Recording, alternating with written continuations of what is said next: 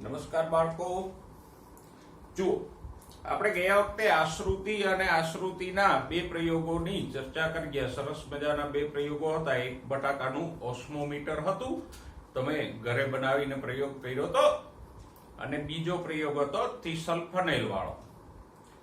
એના દ્વારા આપણે આશ્રુતિને સમજ્યા. એના પછી એક બે ખંડવાળી આકૃતિ અને સાથે સાથે થોડાક પ્રશ્નોના જવાબો પણ મળ્યા, જેથી કરીને આશ્રુતિ અને જલ ક્ષમતા વિશેની આપણી સમજ વધે. તો આ ચર્ચાઓ આપણે કરી. હવે આજે આગળ વધીએ. આજનો મુદ્દો પહેલો છે રસ સંકોચન. રસ સંકોચનને સમજતા પહેલા આપણે દ્રાવણના પ્રકારો સમજી લઈએ. જો દ્રાવણોને આપણે સાંદ્રતાના આધારે ત્રણ પ્રકારોમાં વહેંચી શકીએ. પહેલું છે સમસાંદ્ર દ્રાવણ, બીજું દ્રાવણ હોય અધિસાંદ્ર,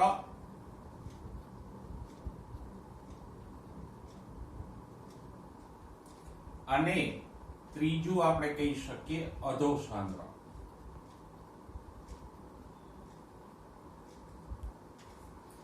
કોને કહીશું? તો કે સમસાંદ્ર એટલે એવું દ્રાવણ કે જે આપણે કોઈ બે દ્રાવણો લઈએ તો સરખી સાંદ્રતા વાળા હોય તો એને આપણે શું કહીશું? સમસાંદ્ર. દાખલા તરીકે એક છે દ્રાવણ A અને બીજું છે દ્રાવણ B. તો હવે જો આ બંનેની સાંદ્રતા સમાન હોય તો આપણે એને શું કહીએ? સમસાંદ્ર દ્રાવણ. પુસ્તકમાં થોડુંક એવું કોષના સંદર્ભે આપ્યું છે કે કોઈ કોષને આપણે એક દ્રાવણમાં મૂકીએ તો બે દ્રાવણો થયા. કયા બે? તો કે એક તો અંદરનો કોષરસ, એ એક દ્રાવણ થયું. કોષરસ પણ એક પ્રકારનું દ્રાવણ જ ગણાય ને.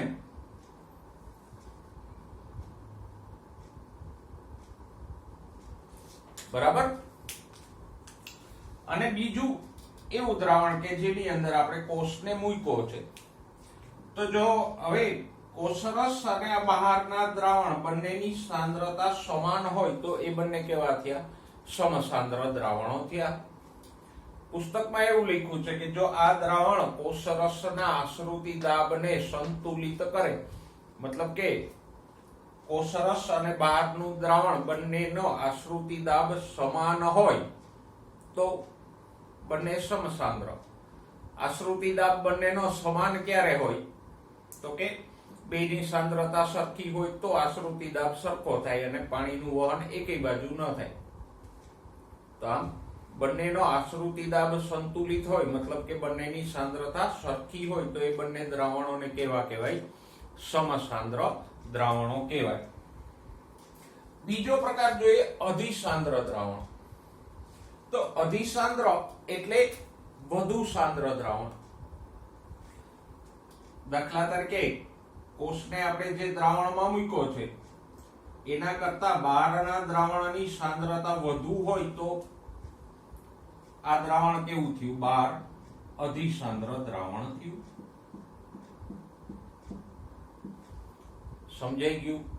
અને અધિસાંદ્ર દ્રાવણનો આશ્રુતિ દાબ ઊંચો હશે. આશ્રુતિ દાબ જેનો ઊંચો હોય એ તરફ પાણી આવે, તો જેમ સાંદ્રતા વધુ એમ આશ્રુતિ દાબ ઊંચો, તો પાણી બહાર આવશે. ઓકે. અધોસાંદ્ર દ્રાવણ, ઓછી સાંદ્રતા વાળું દ્રાવણ. અહીંયા આપણે કોના કમ્પેરમાં લઈએ છીએ? તો કે કોષરસને એક દ્રાવણ ગણી અને એની કમ્પેરમાં આપણે સાંદ્રતા નક્કી કરીએ. તો જો હવે કોષની બહારનું દ્રાવણ ઓછી સાંદ્રતા વાળું હોય તો એને શું કહીશું? અધોસાંદ્ર દ્રાવણ. સમજાય છે? આપણું એક દ્રાવણ કયું છે? કોષરસ. અને બીજું દ્રાવણ કયું છે જેમાં આપણે કોષને મૂક્યો છે? એ. તો કોષરસની સાંદ્રતા તો નિશ્ચિત છે, પણ બહાર જો કોષરસ કરતા વધારે સાંદ્ર દ્રાવણ હોય તો બહારનું દ્રાવણ કેવું થયું? અધિસાંદ્ર. કોષરસ અને બહારના દ્રાવણની સાંદ્રતા સરખી હોય તો બંને કેવા થયા? સમસાંદ્ર. અને બહારના દ્રાવણની સાંદ્રતા ઓછી હોય તો આ દ્રાવણ કેવું થયું? અધોસાંદ્ર. સમજાઈ ગયું? કોઈ પણ દ્રાવણો માટે તમે લઈ શકો કે બે દ્રાવણ લીધા છે, ધારો કે બહારનું દ્રાવણ અધોસાંદ્ર છે તો આની કમ્પેરમાં કોષરસ કેવો થયો? અધિસાંદ્ર. બહારનું દ્રાવણ અધિસાંદ્ર છે તો એની સાપેક્ષે કોષરસ કેવો થયો? અધોસાંદ્ર.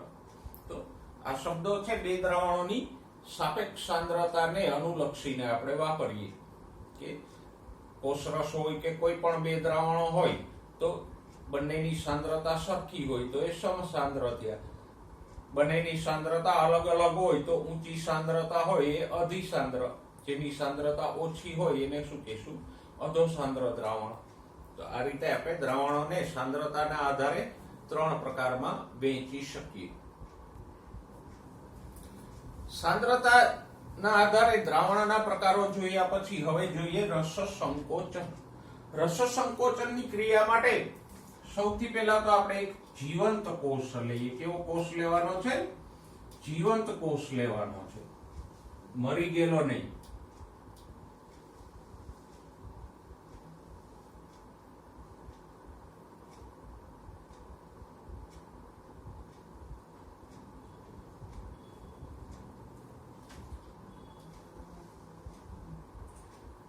અને આ એક કોષની કોષ દિવાલ છે.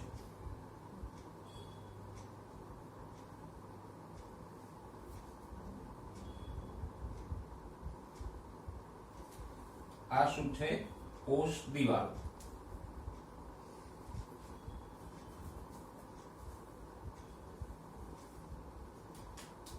ઓકે.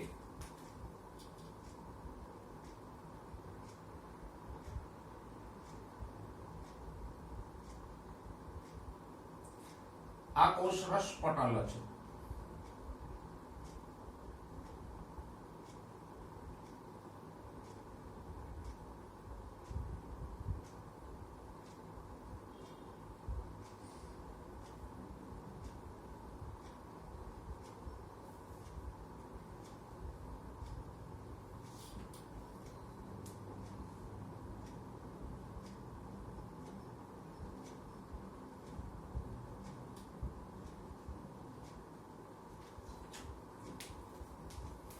અંદર કોષરસ હોય, એમાં અંગિકાઓ હોય અને આ વચ્ચે છે એ રસધાની છે. વચ્ચેનો મોટો ભાગ છે શું છે? રસધાની. આપણે ભણી ગયા કે વનસ્પતિ કોષમાં એક મધ્યસ્થ મોટી રસધાની હોય. આ એનો કોષરસ છે.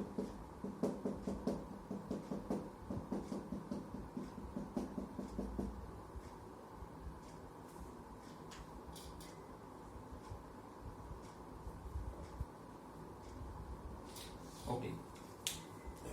હવે આ જીવંત કોષને આપણે અધિસાંદ્ર દ્રાવણમાં મૂકીએ.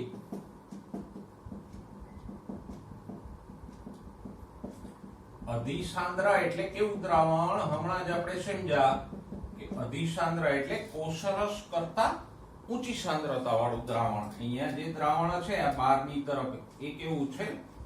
અધિસાંદ્ર એટલે કે એની સાંદ્રતા કોષરસ કરતા ઊંચી હોય. અને સાંદ્રતા ઊંચી છે એટલે એનો આશ્રુતિ દાબ પણ વધારે હશે. તો હવે શું બને? શું બને બોલો?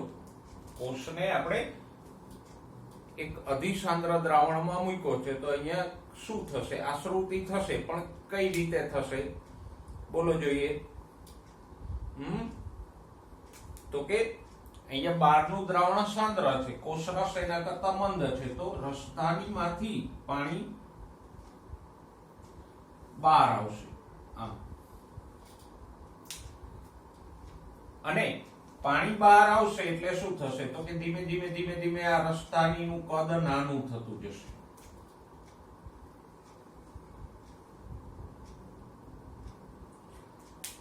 અને રસધાની નાની થશે એટલે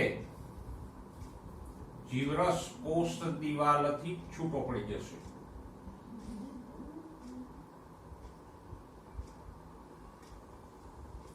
અને આમ એક વિસ્તારમાં ભેગો થઈ જશે.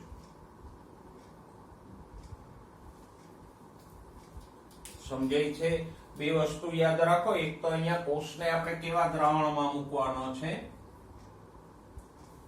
અધિસાંદ્ર દ્રાવણમાં મૂકવાનો છે.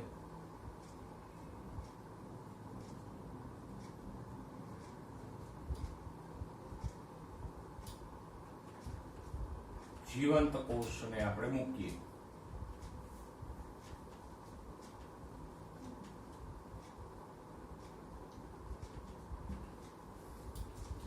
અને બીજું અહીંયા કઈ પ્રક્રિયા થશે? તો કે બહિરાશ્રુતિની ક્રિયા થશે. કોષમાંથી આશ્રુતિ દ્વારા પાણી બહાર આવે છે, માટે આપણે શું કહીશું? એ ક્રિયાને બહિરાશ્રુતિ. જો આશ્રુતિ દ્વારા કોષની અંદર પાણી જાય તો એને કહેવાય અંતઃશ્રુતિ. તો અહીંયા આપણે કોષને કેવા દ્રાવણમાં મૂકવાનો છે? અધિસાંદ્ર દ્રાવણમાં. અને ક્રિયા કઈ થઈ છે? બહિરાશ્રુતિની ક્રિયા થશે.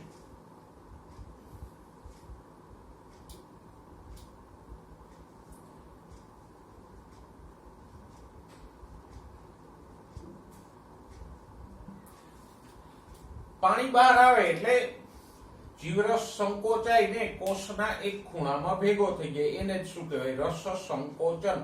રસ એટલે શું? તો કે જીવરસ, અને એ આમ સંકોચાઈ ગયો, એને જ શું કહીશું? રસ સંકોચન.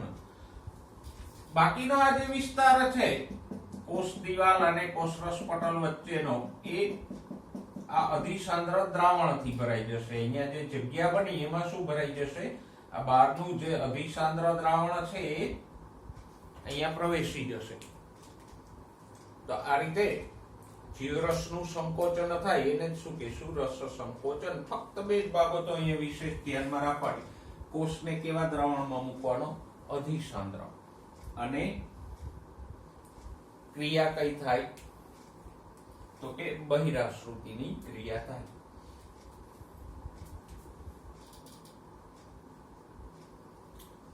અને બહિરાશ્રુતિ થાય તો રસ સંકોચન થાય.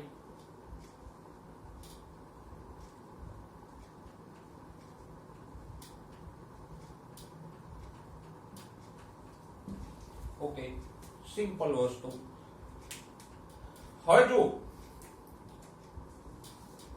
આ કોષને આપણે તરત જ અધિસાંદ્ર દ્રાવણમાં મૂકી દઈએ તો, સોરી, અધોસાંદ્ર દ્રાવણમાં મૂકી દઈએ તો શું થાય? તો કે રસ સંકોચન પામેલા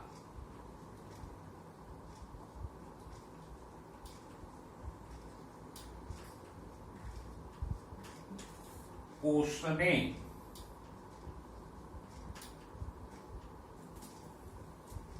અધોસાંદ્ર દ્રાવણમાં મૂકીએ તો શું થાય? બોલો, વિચારો.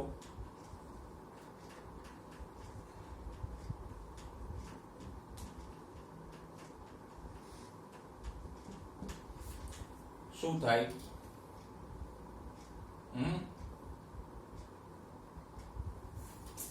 તો કે ઊંધી ક્રિયા થશે.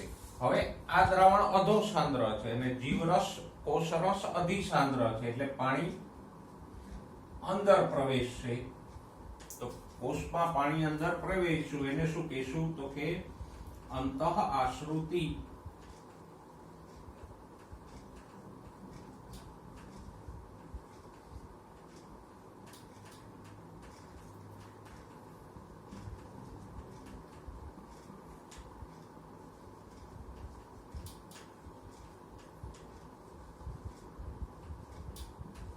અને પાણી અંદર પ્રવેશે તો જીવરસ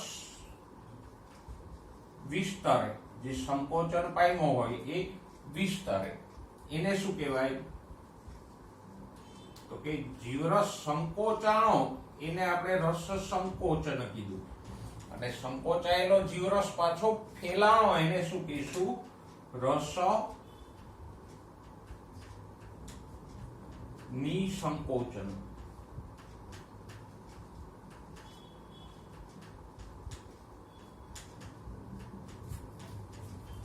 બરાબર સમજાય છે? રસ સંકોચન પામેલા કોષને આપણે કેવા દ્રાવણમાં મૂકવાનો છે? અધોસાંદ્ર. અને અધોસાંદ્ર દ્રાવણમાં મૂકશો તો કઈ પ્રક્રિયા થશે? પાણી અંદર પ્રવેશશે અંતઃશ્રુતિથી, અને પાણી પાછું કોષમાં પ્રવેશે એટલે શું થાય? જીવરસ ફરીથી વિસ્તરે. તો એ ક્રિયાને શું કહીશું? રસ નિસંકોચન. અને આના ઉપરથી આપણે કહી શકીએ કે રસ સંકોચન કેવી ક્રિયા છે? પ્રતિવર્તી. સંકોચન થાય છે પ્રતિવર્તી સ્વરૂપે, નિસંકોચન પણ થાય છે. જીવરસ સંકોચાય છે, પાછો ફેલાય પણ છે. તો આવી ક્રિયાને આપણે શું કહીએ? પ્રતિવર્તી. તો આમ રસ સંકોચન કેવી ક્રિયા છે? પ્રતિવર્તી ક્રિયા છે. અને રસ સંકોચનની આ પ્રતિવર્તી ક્રિયા માટે આપણે કયો શબ્દ વાપરીએ? રસ નિસંકોચન. સમજાઈ ગયું? ઓકે. હવે જ્યારે કોઈ પણ કોષને અધોસાંદ્ર દ્રાવણમાં મૂકવામાં આવે તો એ પાણી ચૂસશે અને ફૂલશે. ઉદાહરણ તરીકે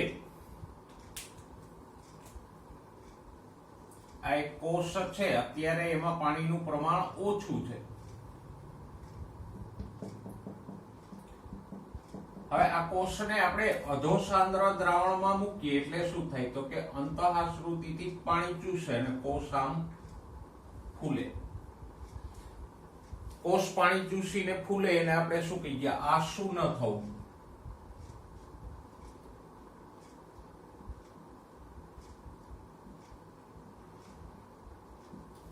આને કેવો કોષ કહીશું? શિથિલ કોષ. શિથિલ એટલે ઢીલો પોચો.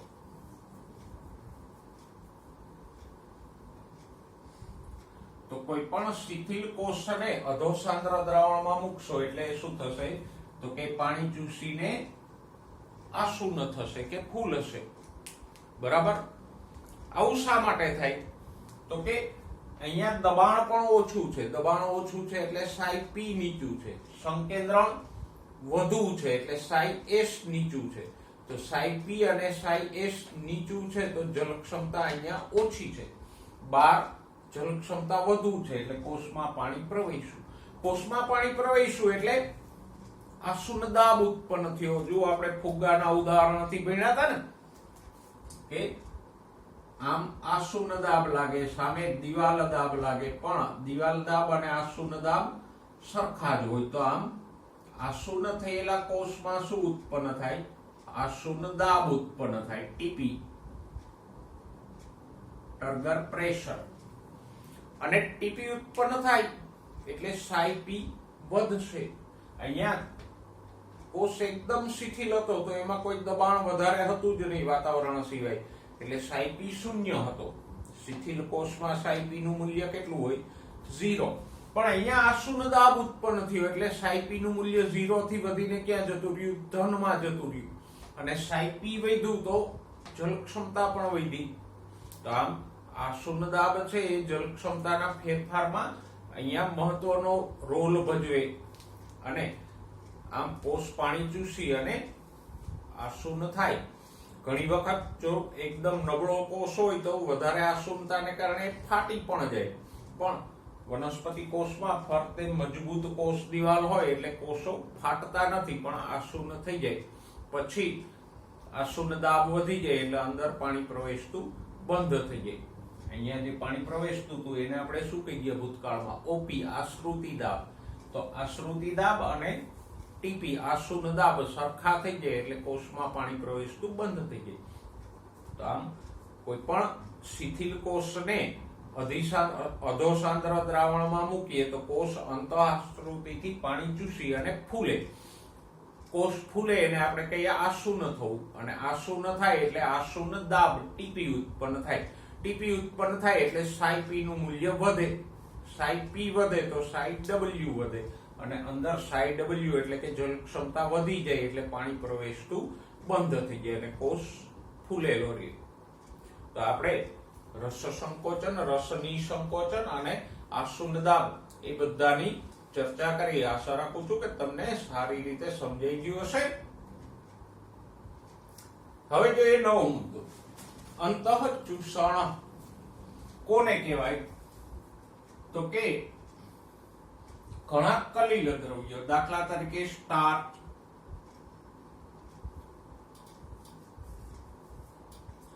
સૂકો ગુંદર, સૂકી દ્રાક્ષ,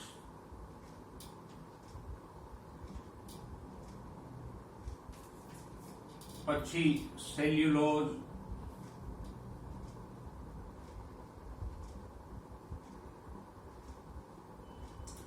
સૂકું લાકડું,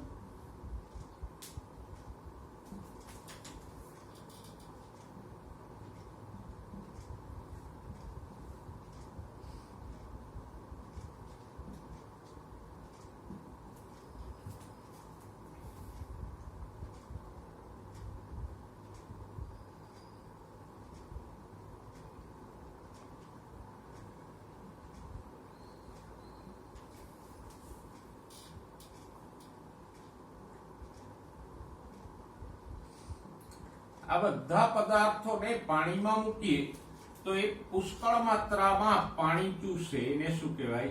અંતઃચૂષણ.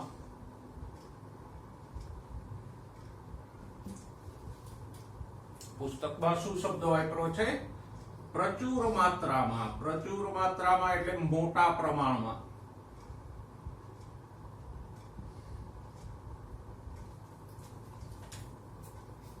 તો આવા બધા પદાર્થો જો આમ ન સમજાય તો આપણે થોડુંક સહેલું કરીએ. અને સ્ટાર્ચ એટલે શું છે? તો કે દાખલા તરીકે મેંદો એ સ્ટાર્ચ છે. સાબુદાણા સ્ટાર્ચ છે. ઘણા બધા બીજ, દાખલા તરીકે ઘઉંના બીજ, એમાં પુષ્કળ માત્રામાં સ્ટાર્ચ હોય. ગુંદર તો આપણે જોયો છે, સૂકી દ્રાક્ષ, સેલ્યુલોઝ. તો આ બધાને આપણે જોઈએ છે કે એમાં પાણી નાખો અથવા એને પાણીમાં મૂકો એટલે મોટા પ્રમાણમાં પાણી ચૂસે અને ફૂલે. ઘઉંના બીજ હોય કે કોઈ પણ બીજ હોય એને પાણીમાં મૂકીએ તો પાણી ચૂસીને ફૂલે છે. સાબુદાણાને પાણીમાં નાખો તો એ પાણી ચૂસીને ફૂલે છે. તો આ જે કલીલ પદાર્થો પાણી શોષે એને શું કહેવાય? અંતઃચૂષણ. અને એ ઘણી બધી માત્રામાં પાણી શોષી લે છે અને એ પાણી પાછું નીચોવીને બહાર પણ નથી કાઢી શકાતું. તો આ ઘટનાને શું કહેવાય? અંતઃચૂષણ. હવે અંતઃચૂષણ ના બે ઉદાહરણો આપણે સવિસ્તાર જરા જોઈએ. એક તો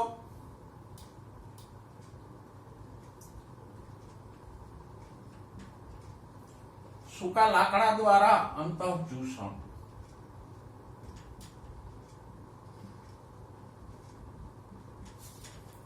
થાય જ છે. દાખલા તરીકે તો કે ચોમાસામાં બારી, દરવાજાઓ પાણી ચૂસી અને ફૂલે. એ શેને કારણે છે? અંતઃચૂષણને કારણે. ભેજ હોય તો એ લાકડાના બારી દરવાજાઓ પાણી ચૂસી અને ફૂલી જાય અને પછી આપણે જોઈએ છે કે એને ખોલ બંધ કરવા મુશ્કેલ થાય છે. તો એ અંતઃચૂષણને કારણે ફૂલે છે. આવું જ સૂકા લાકડા દ્વારા થતું અંતઃચૂષણ પ્રાચીન સમયમાં એક બીજા ઉપયોગમાં લેવાતું. કયા ઉપયોગમાં? પથ્થરો તોડવાનો ઉપયોગ. કોઈ મોટા પથ્થરોના ટુકડાઓ તોડવા હોય તો પથ્થર ઉપર આંતરે ખાંચો પાડી દેવામાં આવે અને પછી એ ખાંચમાં એકદમ ફિક્સ લાકડાની ફાંસ ભરાવી દેવામાં આવે.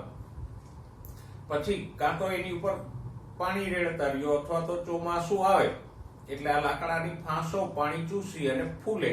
અને પાણી ચૂસીને ફૂલે તો પથ્થર ત્યાંથી તૂટી જશે. નિયમિત અંતરે આપણે આવી લાકડાની ફાંસો લગાવી હોય તો એક સીધી લીટીમાં પથ્થર તૂટે. તો પ્રાચીન કાળમાં આ અંતઃચૂષણ દ્વારા આવા પથ્થરો તોડવાનો ઉપયોગ થતો. ઓકે. અને આજે પણ દક્ષિણ ભારતના ઘણા બધા મંદિરોની આજુબાજુના વિસ્તારોમાં આવા પથ્થરો તોડવાના નિશાનો મોજૂદ છે કે જ્યાં ખાંચો પાડી અને આમ પથ્થરો તોડેલા હોય. પણ હવે તો એ મશીનરી આવતા એ ઉપયોગ નથી. પણ બીજો ઉપયોગ આજે પણ છે. કયો? અંતઃચૂષણ બીજાંકુરણમાં ઉપયોગી થાય. કેવી રીતે? તો કે બીજને આપણે પાણીમાં મૂકીએ એટલે બીજ અંતઃચૂષણથી પાણી ચૂસી અને ફૂલે, અને બીજ ફૂલે એટલે અંતઃચૂષણ દાબ ઉત્પન્ન થાય. કોઈ પણ પદાર્થ અંતઃચૂષણ કરે તો અંતઃચૂષણ દાબ ઉત્પન્ન થાય.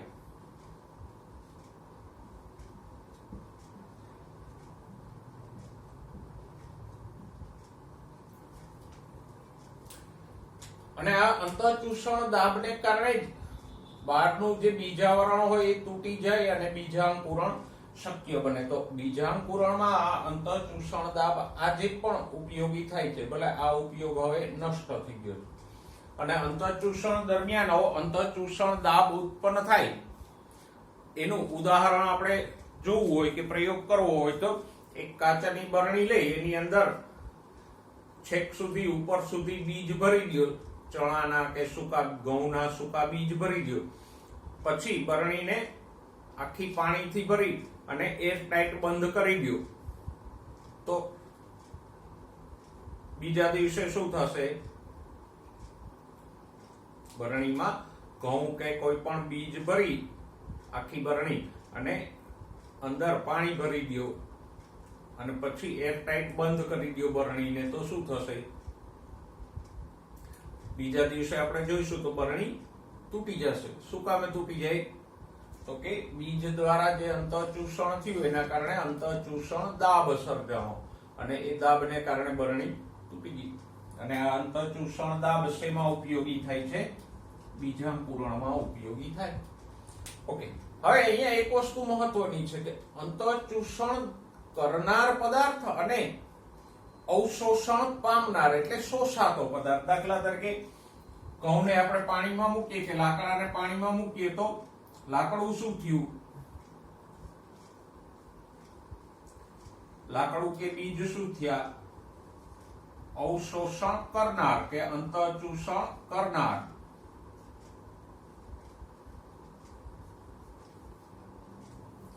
અને પાણી શું થયું? અવશોષણ પામનાર.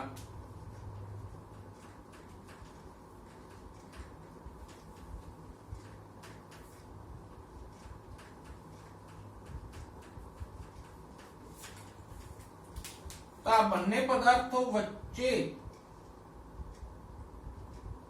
સંબંધ હોવો જરૂરી છે. જો બીજને કે લાકડાને તમે પાણીમાં મૂકશો તો પાણીનું અવશોષણ કરશે, પણ બીજને તમે તેલમાં મૂકો કે કેરોસીનમાં મૂકો તો અવશોષણ નહીં થાય. શા માટે?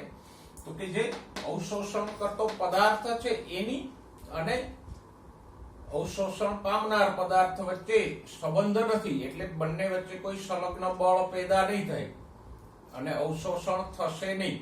તો આમ અવશોષણ માટે જરૂરી છે કે અવશોષણ કરનાર અને અવશોષણ પામનાર એ બંને પદાર્થો વચ્ચે રાસાયણિક રીતે સંબંધ હોવો જરૂરી છે.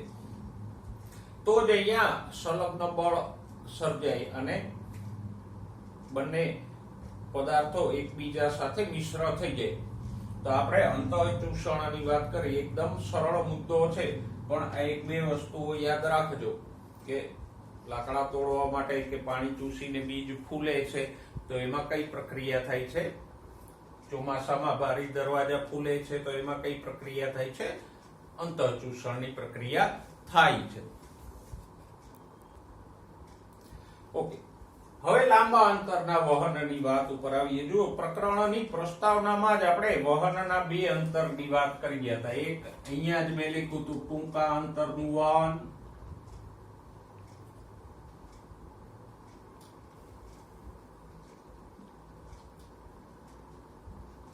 કોને કહી ગયા હતા? તો કે એક કોષ થી બીજો કોષ,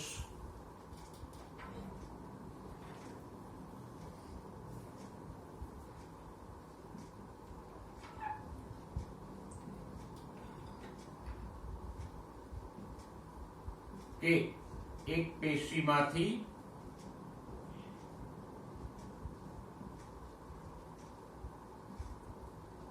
બીજી પેશીમાં વહન થાય તો એને આપણે ટૂંકા અંતરનું વહન કહી ગયા હતા.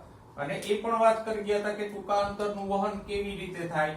તો કે ટૂંકા અંતરના વહનમાં મોટે ભાગે પ્રસરણ કે આંતરકોષીય પ્રવાહ એટલે કે કોષની અંદર કોષરસનો પ્રવાહ ભાગ ભજવે.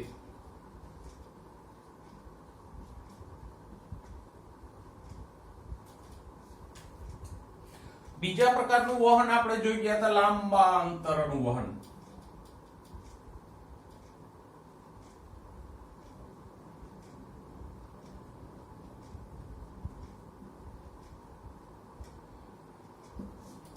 ઓકે, લાંબા અંતરનું વહન કોને કહેતા હતા? તો કે એક અંગમાંથી બીજા અંગમાં, દાખલા તરીકે મૂળ દ્વારા શોષાયેલું પાણી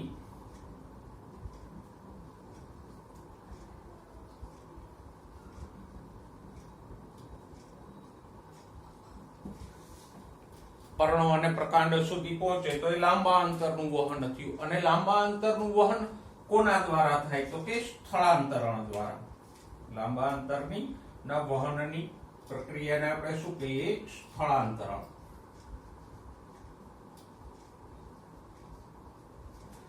અને સ્થળાંતરણમાં કયો સિદ્ધાંત લાગુ પડે? સામૂહિક વહન અથવા સામૂહિક પ્રણાલી. અને આવું સ્થળાંતરણથી થતું વહન જલવાહક અને અનવાહક જેવી વાહક પેશીઓ દ્વારા થાય. તો આ વહનના બે પ્રકારોને આપણે ચેપ્ટરની પ્રસ્તાવનામાં જ સમજી ગયા હતા. આપણે અહીંયા જે ચર્ચા કરવાની છે કોની કરવાની છે? હવે લાંબા અંતરના વહનની. તો ટૂંકા અંતરનું વહન આપણે ક્યાં ભણ્યા ક્યાં? અત્યાર સુધી આપણે એ જ કરતા હતા ને. જુઓ ને, પ્રસરણ અને અનુકૂલિત પ્રસરણ અને આશ્રુતિ ને અંતઃચૂષણ ને એ બધું જે ભણ્યા એમાં શું વહન થતું? ટૂંકા અંતરનું. અણુ કોષની બહારથી અંદર જતો હતો અથવા અંદરથી બહાર આવતો હતો, એટલી ચર્ચા આપણે કરી. તો ટૂંકા અંતરના વહનની ચર્ચા આપણે અત્યાર સુધી કરી. એમાં કયા સિદ્ધાંતો લાગુ પડે એ બધી વાત. હવે લાંબા અંતર ઉપર જઈએ. થોડીક પ્રગતિ કરવી જોઈએ ને. ટૂંકા અંતરનું વહન ફાવી ગયું તો હવે આપણે લાંબા અંતરનું શીખીએ. બરાબર? ઓકે, જો લાંબા અંતરના વહનમાં તમને એક પ્રયોગ આપ્યો છે કે કોઈ પણ એક સફેદ પુષ્પો વાળી ડાળીને રંગીન પાણી ભરેલા પાત્રમાં મૂકો. ઉદાહરણ તરીકે આપણે આમ રંગીન પાણી ભરેલ પાત્રમાં ડાળીને મૂકીએ, પણ ડાળીમાં પુષ્પો કેવા લેવાના છે? સફેદ.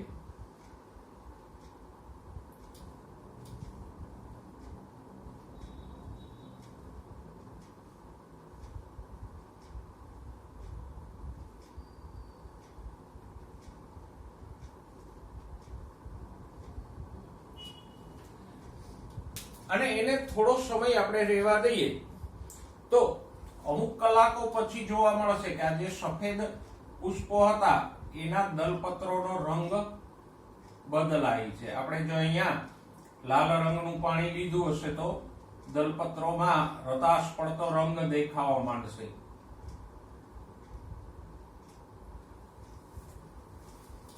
તો આના ઉપરથી આપણે કહી શકીએ કે જે મૂળ દ્વારા પાણી શોષાય છે એ જ પાણી ઉપર સુધી વહન પામે છે. તો જ આ રંગીન પાણી છે એ પુષ્પની પાંખડીઓમાં પણ આવ્યું. તો આ એક સરસ મજાના નાનકડા પ્રયોગ દ્વારા આપણે લાંબા અંતરનું વહન સમજી શકીએ કે લાંબા અંતર સુધી વહન થાય છે. મૂળ દ્વારા જે પાણી શોષાય એ પર્ણો અને પુષ્પો સુધી પહોંચે છે, એવું આપણે આ પ્રયોગથી સમજી શકીએ. ઓકે,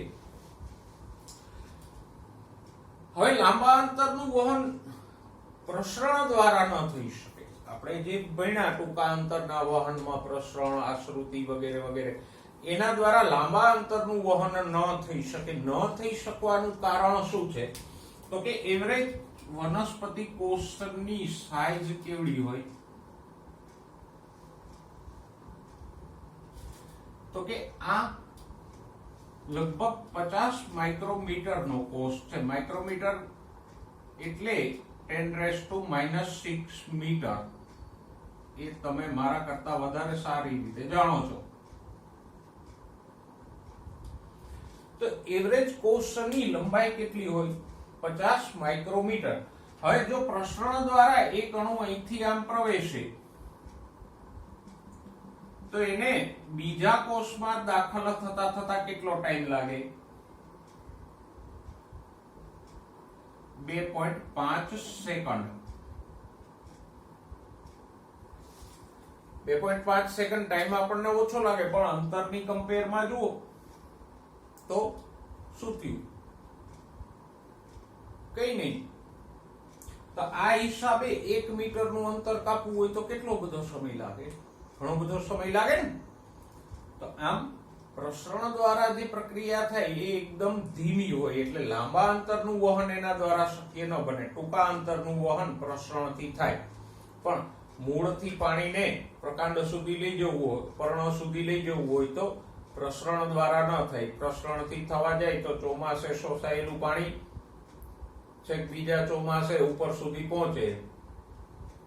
તો આમ પ્રસરણ એ અત્યંત ધીમી ક્રિયા છે. કેટલી ધીમી છે? તો કે 2.5 સેકન્ડનું અંતર કાપતા એને 50 માઇક્રોમીટરનું અંતર કાપતા 2.5 સેકન્ડ જેટલો વધારે સમય લાગે. તો એ એકદમ ધીમી ક્રિયા છે. અને એટલે પ્રસરણ કોના દ્વારા થાય? લાંબા અંતરનું વહન કોના દ્વારા થાય? તો કે સામૂહિક પ્રણાલી દ્વારા થાય, અથવા તો એને આપણે સામૂહિક વહન પણ કહીએ.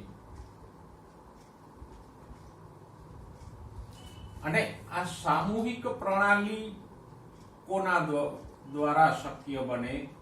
તો કે વાહક પેશીઓ દ્વારા.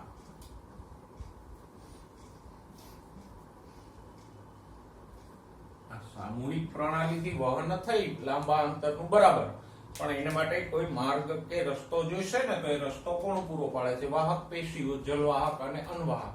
તો લાંબા અંતરનું વહન કયા સિદ્ધાંતથી થાય? સામૂહિક પ્રણાલી કે સામૂહિક વહન દ્વારા થાય. હવે સામૂહિક વહન એટલે શું? તો કે પાણીમાં જે કઈ પદાર્થ હોય એ બધાનું એકારે વહન થાય.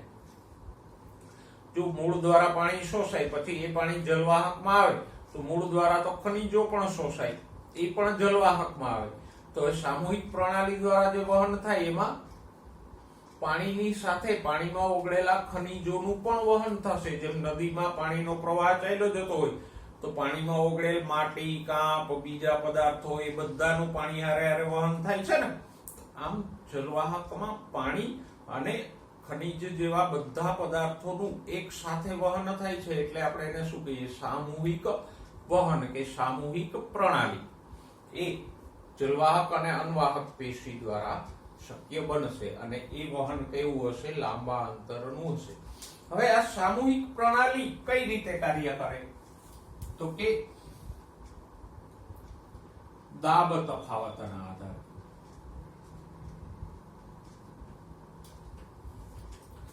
દાબ તફાવત સિમ્પલ છે. એક છેડે વધુ દબાણ હોય, બીજા છેડે ઓછું દબાણ હોય. દાખલા તરીકે વનસ્પતિમાં આમ મૂળથી લઈ અને પર્ણ સુધી સળંગ જલવાહક પેશી છે. આમ તો આ છેડે ઓછું દબાણ હોય, આ છેડે પાણીનું દબાણ વધુ હોય, તો પાણી આમ જશે. આને શું કહેવાય? દાબ તફાવત. એક છેડે દબાણ વધુ હોય, એક છેડે ઓછું હોય. જો દાબ તફાવતો આપણને બે પ્રકારના મળી શકે. કયા?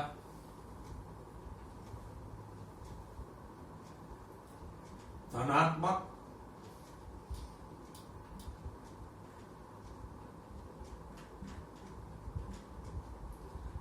અને ઋણાત્મક.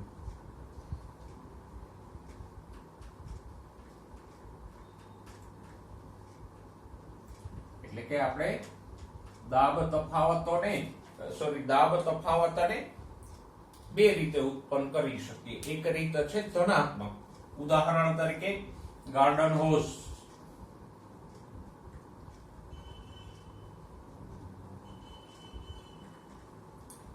ગાર્ડન હોઝ એટલે આપણો પેલો હોઝ પાઇપ ખેતરમાં જે પાથરવામાં આવે છે ને એ, અથવા કોઈ પણ નળી. એમાં શું થાય? તો કે એમાં દબાણનો તફાવત તો છે જ. નળીમાં એક છેડે દબાણ વધુ છે, બીજે છેડે દબાણ ઓછું છે, એટલે તો પાણી આમ વહન પામે છે, બરાબર. પણ એ દબાણનો તફાવત કેમ ઉત્પન્ન થયો? તો કે આપણે એક છેડે દબાણ વધાર્યું. શેનાથી વધાર્યું? તો કે પંપ મૂકીને એ છેડે દબાણ વધાર્યું. એક છેડે દબાણ વધારીને આપણે તફાવત ઉત્પન્ન કરીએ એને શું કહેવાય? દાબ તફાવત. ફોર એક્ઝામ્પલ, આ એક સમતલ નળી છે, એમાં પાણી ભરેલું છે, અને અહીંથી આપણે ફૂંક મારીએ તો શું થશે? આ છેડે દબાણ વધ્યું, આ છેડે એટલું જ છે, તો વહન થશે. તો અહીંયા આપણે દબાણ વધારીને તફાવત ઉત્પન્ન કરીએ છીએ, તો એ શું થયું? ધનાત્મક. બીજું છે ઋણાત્મક. દાખલા તરીકે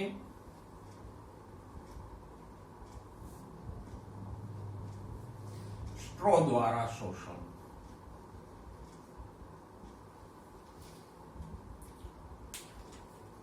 સ્ટ્રો થી આપણે શરબત પીતા હોઈએ તો શું થાય? તો કે ઉપરના છેડે આપણે દબાણ ઘટાડીએ છીએ એટલે વહન થાય છે. સમજાય છે? તો એક રીતે આપણે કહી શકીએ કે આમાં આપણે દબાણ વધારીને ધક્કો મારીએ છીએ, જ્યારે આમાં એક છેડે દબાણ ઘટાડીને ખેંચીએ છીએ. એવું થયું ને કંઈક? એકમાં આ બાજુ દબાણ ઘટાડીએ એટલે પ્રવાહી ખેંચાય છે, આમાં એક છેડે દબાણ વધારીએ એટલે અંદરનું પ્રવાહી ધકેલાય છે. તો આમ બે રીતે દબાણ તફાવત ઉત્પન્ન થાય. ઓકે, તો લાંબા અંતરનું વહન કયા સિદ્ધાંતથી થાય? સામૂહિક પ્રણાલી દ્વારા, વાહક પેશીઓ દ્વારા. સામૂહિક પ્રણાલી શેના આધારે કામ કરે? દાબ તફાવત, એટલે કે બે છેડે દબાણનો તફાવત, એના આધારે વહન થાય. અને બે પ્રકારે થાય. કયું? ધનાત્મક અને ઋણાત્મક. બે રીતે દાબ તફાવત ઉત્પન્ન કરી શકે. અને આ બે રીતે વહન સમજાવતા સિદ્ધાંતો આપણી પાસે છે. આગળ આપણે ભણશું મૂળ દાબ સિદ્ધાંત. એ ધનાત્મક દાબ તફાવતના આધારે વહન સમજાવે છે.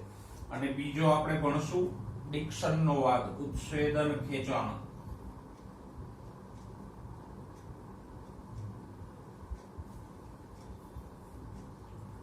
એ ઋણાત્મક દાબ તફાવતથી વનસ્પતિઓમાં રસારોહણ સમજાવે છે. તો બે ના આધારે આપણે આગળ વાદો સમજવાના છે, એટલે થોડીક આપણે એની ચર્ચા ડિટેલમાં કરી. ઓકે, હવે લાંબા અંતરના વહનમાં આગળ વધતા પહેલા આપણે થોડું છઠ્ઠા ચેપ્ટરમાં જે વનસ્પતિ અંતઃસ્થ રચના ભણ્યા હતા એને યાદ કરી લઈએ.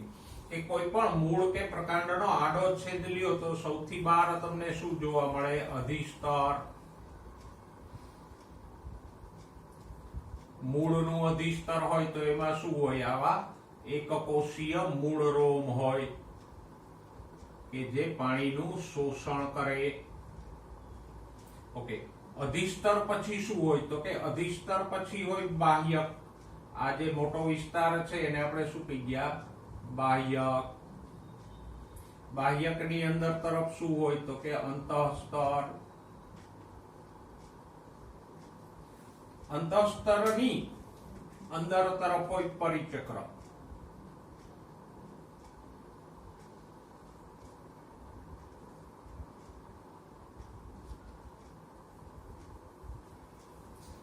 અને અહીંયા વચ્ચે હોય વાહક પેશીઓ, કોઈ પણ ગોઠવણી ધરાવતી હોઈ શકે.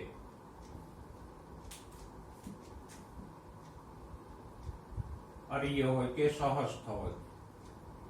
તો આ થઈ વાહક પેશી. તો આ ક્રમમાં ભાગો હોય: અધિસ્તર, બાહ્યક, અંતઃસ્તર, પરિચક્ર અને વાહક પેશીઓ. વાહક પેશીઓ બે છે, જલવાહક અને અનવાહક પેશી. હવે ખાસ અંડરલાઈન કરો, જલવાહક પેશી શેનું વહન કરે? અથવા તો જલવાહક પેશીમાં રહેલા દ્રવ્યોનું આપણે એનાલિસિસ કરીએ તો આપણને એમાંથી શું શું મળે? તો કે એક તો પાણી તો મળશે જ, કારણ કે નામ જ છે જલવાહક પેશી, એટલે પાણી મળશે. પછી ખનિજ ક્ષારો કે ખનિજ પોષકો. જે જમીનમાંથી શોષાયેલા હોય એ ખનિજ તત્વો કે ખનિજ પોષકો. પછી અમુક કાર્બનિક નાઇટ્રોજનો,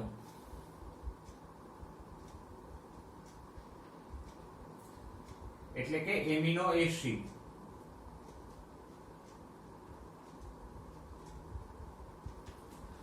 અને અમુક અંતઃસ્ત્રાવો અથવા વૃદ્ધિ નિયામકો.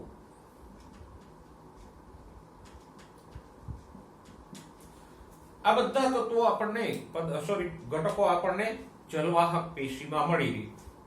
અને અંડરલાઈન કરી અને યાદ રાખજો. એવી જ રીતે અણવાહકમાં મુખ્યત્વે શું હોય તો કે કાર્બનિક ઘટકો એટલે ખોરાક, એના સિવાય અકાર્બનિક દ્રવ્યો પણ હોય.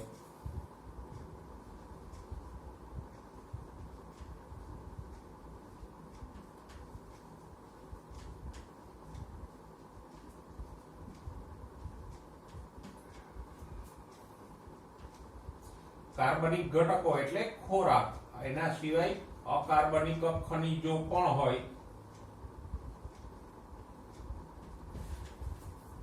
અને આ બે પેશી પોતપોતાની અંદર રહેલા દ્રવ્યોનું સામૂહિક વહન કરશે. યસ, અહીંયા કાર્બનિક ઘટકો અકાર્બનિક ઘટકો હશે, સાથે સાથે પાણી તો હશે જો. અને આ કાર્બનિક અકાર્બનિક ઘટકો છે પાણીમાં દ્રાવ્ય થઈને જ વહન પામશે, ઘન સ્વરૂપમાં તો વહન નહીં પામી શકે. તો જલવાહકમાં આ બધા દ્રવ્યોનું ખેંચાણથી સાથે સાથે વહન થાય. અણવાહકમાં આ બધા દ્રવ્યોનું વહન થશે દાબ તફાવતથી.